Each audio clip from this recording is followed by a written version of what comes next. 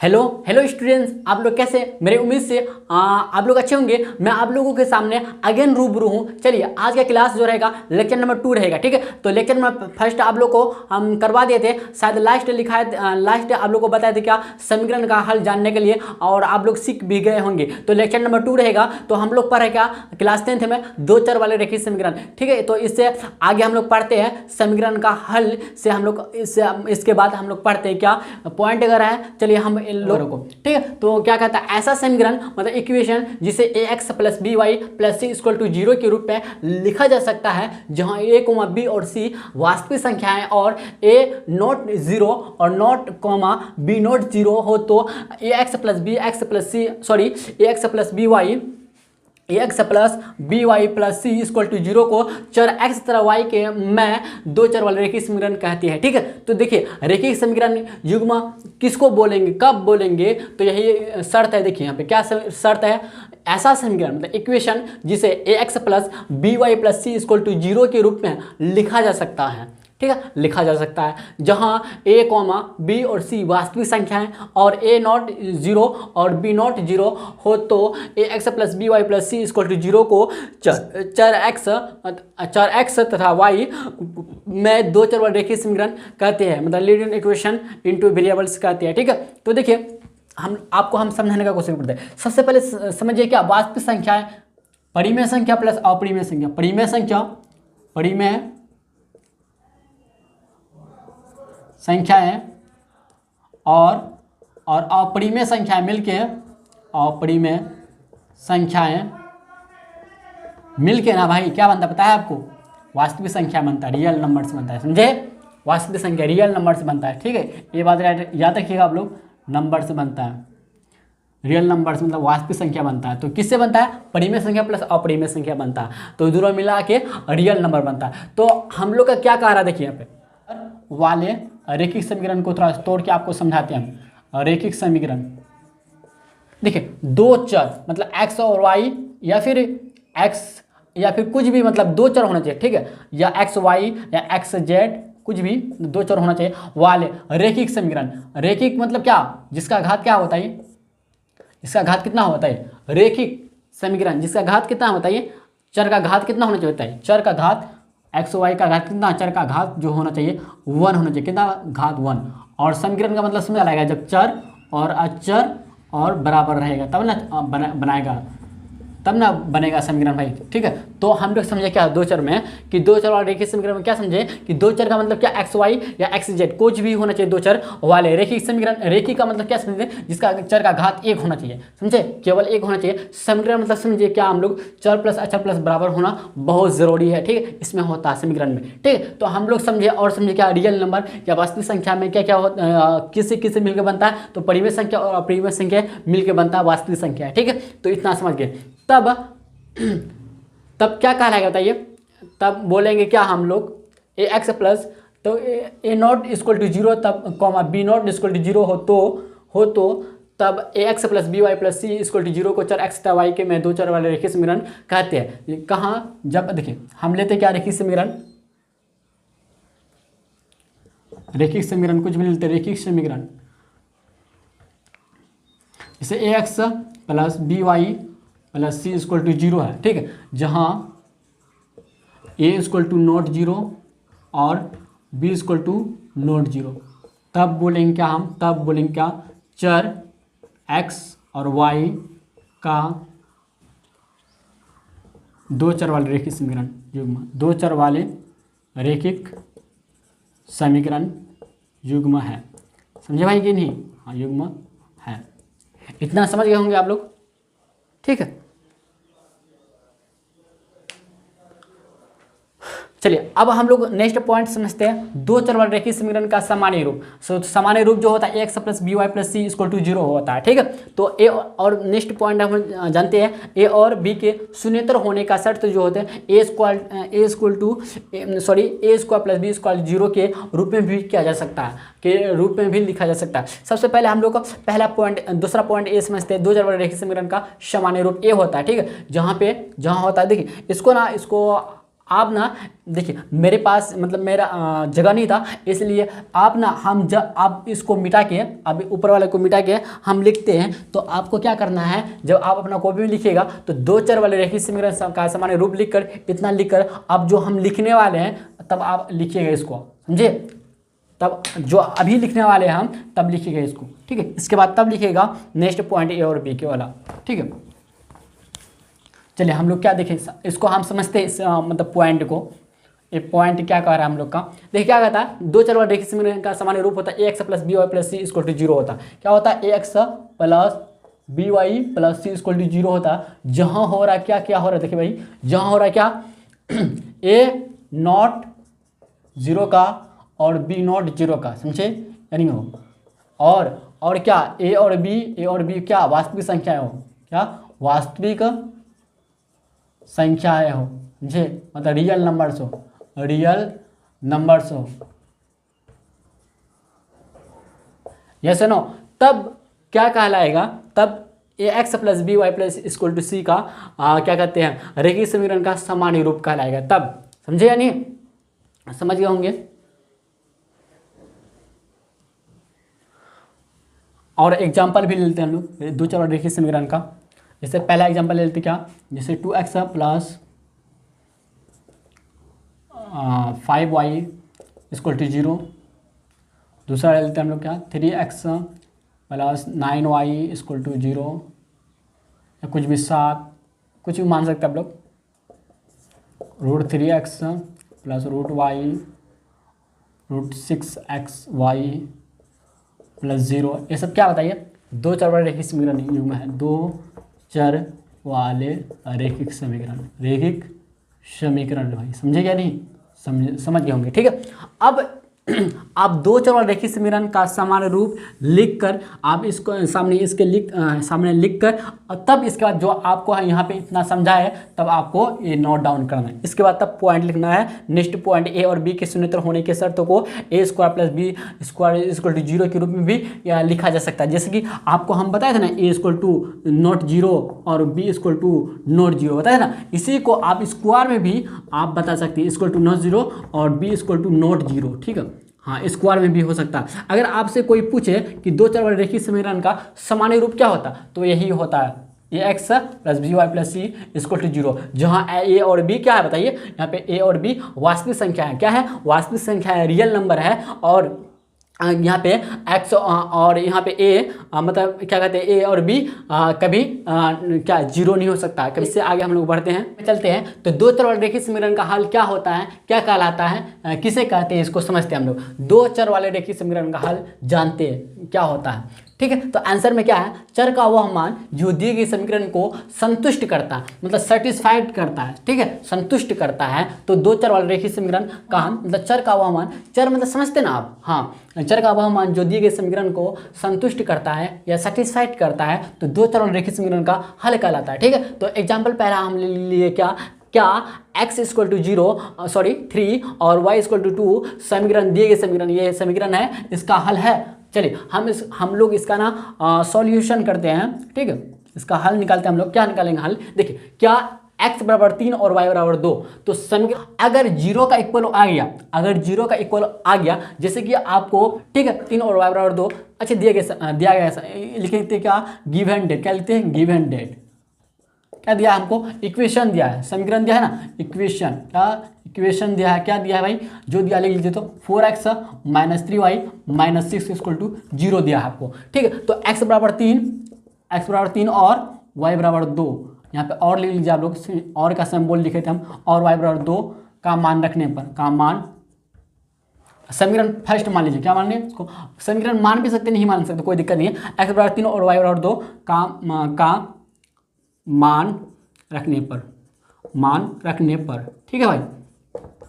चलिए मान रखिए आप। अब जहाँ जहाँ x है वहाँ वहाँ आपको 3 रखना है, जहाँ जहाँ y है इसका रखना है क्या, 2 रखना है। ठीक है, तो LHS से चलते हैं हम लोग, LHS लेफ्ट हैंड साइड से चलते हैं। ठीक है, मतलब 4x 4 है ना, 4x है, x के क्या लिखेंगे 3 लिखेंगे। ठीक है, अब देखिए माइनस माइनस है, देखिए माइनस 3y है, -3 गुना y की जगह क्या लिखेंगे 2 लिखेंगे। अब -6 है तो बराबर देखिए अब क्या होगा, अब 4 × 12 आया तो 12 लिख देंगे यहाँ पे, -3 × 6 -6 और -6। अब देखिए इसको हल कीजिए, 12 माइनस माइनस प्लस होता है आपको पता है, -6 सॉरी -6 और -6 इक्वल टू -12 होगा कि नहीं बताइए, यस होगा। तो होगा तो जुटे मतलब जुटेगा, माइनस में जुटेगा तो 12 - 12 इक्वल टू 0 बराबर RHS, यस या नो बताइए, RHS के बराबर हुआ कि नहीं। तो यहाँ पे क्या देखें हम, इसलिए LHS इक्वल टू RHS हुआ कि नहीं हुआ, एक कंडीशन फॉलो करता है ना। तो अगर एक कंडीशन फॉलो हो गया मतलब LHS से हम बढ़े, RHS से हमको 0 प्राप्त हुआ, ठीक है, तो बोलेंगे सेटिस्फाइड है। अगर 0 प्राप्त नहीं होता तो हम बोलते क्या, सेटिस्फाइड नहीं है, इसका हल नहीं है। तो लिखेंगे क्या, x y दिए गए समीकरण का, दिए गए x बराबर 3 दिए क्या, x बराबर 3 अतः लिखेंगे क्या, अतः करके x बराबर 3 y बराबर 2 दिए गए समीकरण का, दिए गए समीकरण क्या दिया आपको समीकरण, 4x - 3y 4x - 3y -6 = 0 का हल है। ठीक है, हल है। तो यही आपका आंसर हो गया, क्या हुआ आंसर। ठीक है, इतना समझ गए। चलिए और एक एग्जाम्पल और लेकर आपको हम समझाने का कोशिश करते हैं और अच्छी तरह से आ जाएगा समझ में। ठीक है, दूसरा एग्जाम्पल लेते हैं हम लोग।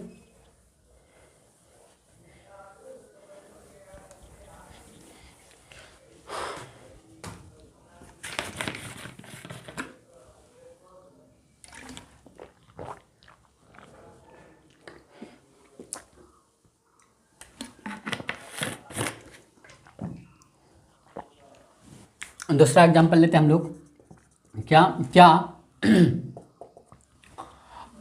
x बराबर 5 और y बराबर -1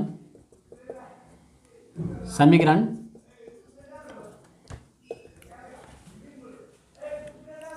9x - 6y = 0 का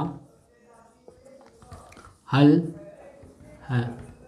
आपको निकालना हल है क्या, क्या बोल रहे हैं, तो क्वेश्चन मार्क लगाएंगे। ठीक है, चलिए हम लोग हल में चलते हैं। क्या x बराबर 5 और y बराबर -1 समीकरण दिए गए समीकरण ही 9x - 6y = 0 का हल है। तो सबसे पहले हम लोग क्या चलेंगे, क्या बताए थे कि LHS लेकर चलेंगे। तो ये 9x - 6y ये LHS बना और RHS हम लोग का क्या बताइए 0 है RHS। ठीक है, तो हमको RHS लेकर जाना, RHS अगर 0 आ गया तो बोलेंगे क्या, दिए गए समीकरण का हल है।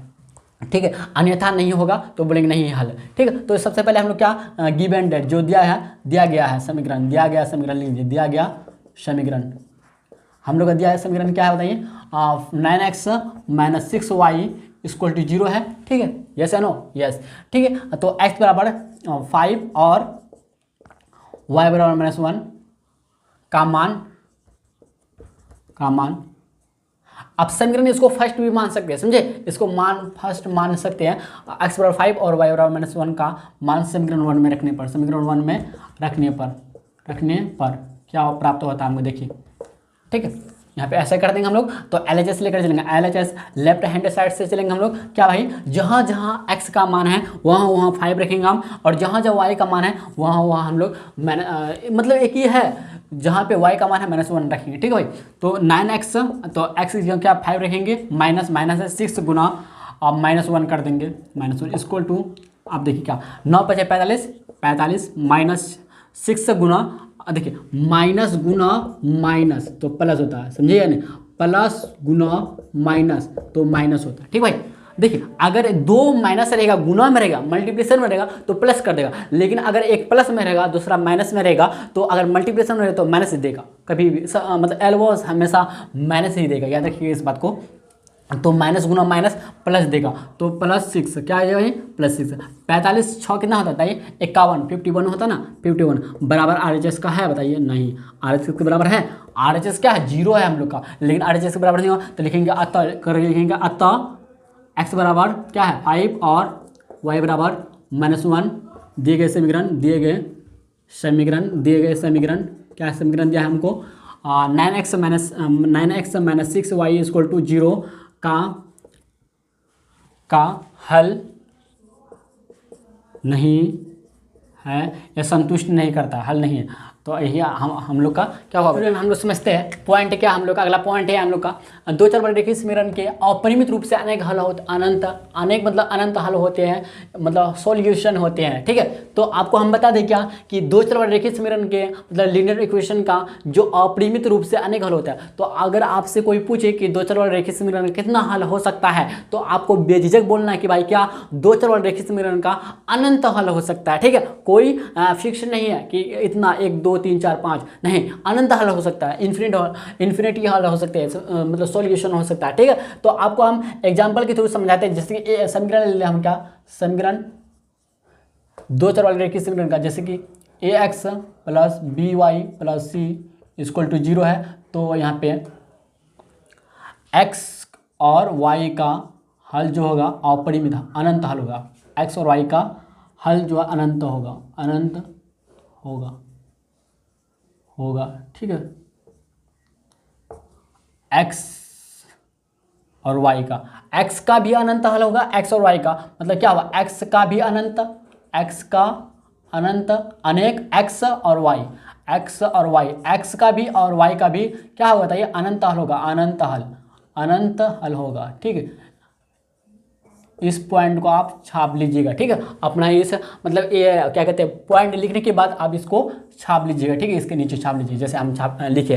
ठीक, तो चलिए हम अगला पॉइंट पढ़ते हैं। समीकरण का जो आलेख होता है, ग्राफ होता है, देखिए आलेख को इंग्लिश में हम लोग ग्राफ बोलते हैं। ठीक है, समीकरण का मतलब इक्वेशन का जो आलेख होता है, ग्राफ होता है, सरल रेखा होता है। तो अगर आपसे कोई पूछे कि समीकरण का जो आलेख होता है, ग्राफ जो होता है, कौन सा रेखा होता है, कैसा रेखा होता है, सरल रेखा होता है। ठीक है, सरल रेखा होता है। और हम लोग अगला पॉइंट पढ़ते हैं, दो चर वाले रेखीय समीकरण के ग्राफ पर स्थित जो होते हैं प्रत्येक बिंदु जो है ना रेखीय समीकरण का हल कहलाता है। ठीक है, प्रत्येक बिंदु जो होते हैं रेखीय समीकरण का हल कहलाता है। जैसे कि आपको हम एक समीकरण ले लेते हैं, x plus 2y equal to 0। तो अगर x का मान, अगर हम मान लीजिए क्या, x का मान हम ले लिए क्या 1 ले लिए। ठीक, x का मान 1 लिए या 2 ले लिए, हम x का मान 2 लिए ना, तो y का मान कितना मिलेगा बताइए, x का मान 2 ले लिए तो y का मान कितना मिलेगा बताइए, -2 और -1 मिलेगा कि नहीं, ये समझे बात को। हाँ, -2 को -1 मिलेगा। इसी तरह से हम अगर क्या कर रहा है, दो चर रेखीय समीकरण के ग्राफ पर स्थित प्रत्येक बिंदु जो होते हैं, प्रत्येक बिंदु जो रेखीय समीकरण का हल कहलाता है। हल कहलाता है कि नहीं कहलाता, यस कहलाता है। ठीक है, हल कहलाता है भाई, समझे।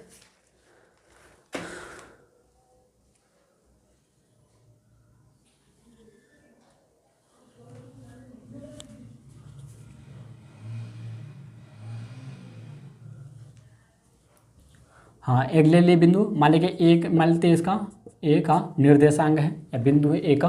ठीक है, ए का है, और हम लेते हैं बी का भी ले लेते हैं। जैसे x का मान 5 रखते हैं, क्या लगते हैं भाई, x का मान अगर क्या रखे 4 रखे, x का मान अगर 4 लेते हैं। ठीक है, x का मान अगर 4 लेते हैं, ठीक है, तो y का मान कितना निकलेगा बताइए, x की जगह अगर 4 रखेंगे तो y का मान -4 -2 आ जाएगा, 4 -2 आ जाएगा। ठीक है, इसी तरह से c का बिंदु, एक बिंदु से हम मतलब डिनोट करते हैं और c का मान यहाँ पे मान लीजिए 5 लिखते हैं। ठीक है, 5 लिखते हैं, x बराबर 5 लेते हैं, 5 माने ना, x बराबर 5 मान लें, और तो -5/2 हो जाएगा इसका y। ठीक है, तो इसी तरह से हम समीकरण लिखेंगे, समीकरण x plus 2y equal to 0 का आलेख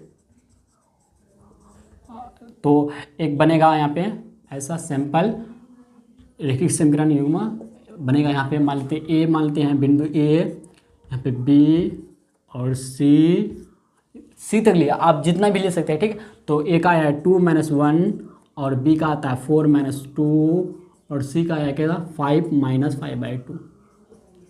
तो क्या कह रहा है, देखिए पॉइंट समझिए, दो चर रेखीय समीकरण का ग्राफ पर स्थित जो है ना, ग्राफ पर स्थित जो होता है, ग्राफ पर स्थित प्रत्येक बिंदु जो है ना रेखीय समीकरण का हल कराता है। तो यही सब बिंदु जो होगा तो रेखीय समीकरण का हल कराएगा। अगर हम बोलेंगे भाई क्या x plus 2y equal to 0 का हल क्या होगा, तो 2, -1 होगा, 4, -2 होगा। ठीक है, 5, -5/2 होगा, यही सब हल होगा। अब इसको समझते हैं हम लोग, रेखीय समीकरण का प्रत्येक जो हल होता है, प्रत्येक हल जो है रेखीय समीकरण के आलेख पर स्थित एक बिंदु होता है। सही बात है कि बिंदु होता है कि नहीं, यहाँ पे एक बिंदु होता है। इसी तरह से आप इसको लिख सकते हैं, ठीक है। इसको मिटा के हम लोग इसके जगह कम है तो आगे हम लोग ऊपर में लिखते हैं, ठीक, इस बिंदु को समझते हुए।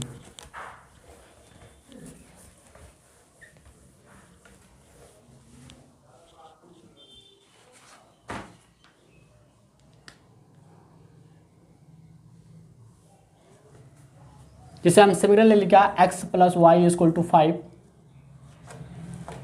समीकरण ले लिया हम क्या, x + y = 5, ठीक है। तो x का मान हम कितना रखेंगे बताइए। अगर हम x का मान 1 रखते हैं तो y का मान कितना प्राप्त होगा, 4। अगर वो x का मान 2 रखते हैं, y का मान कितना प्राप्त होगा बताइए, 3। अगर x का मान हम रखते हैं क्या बताइए,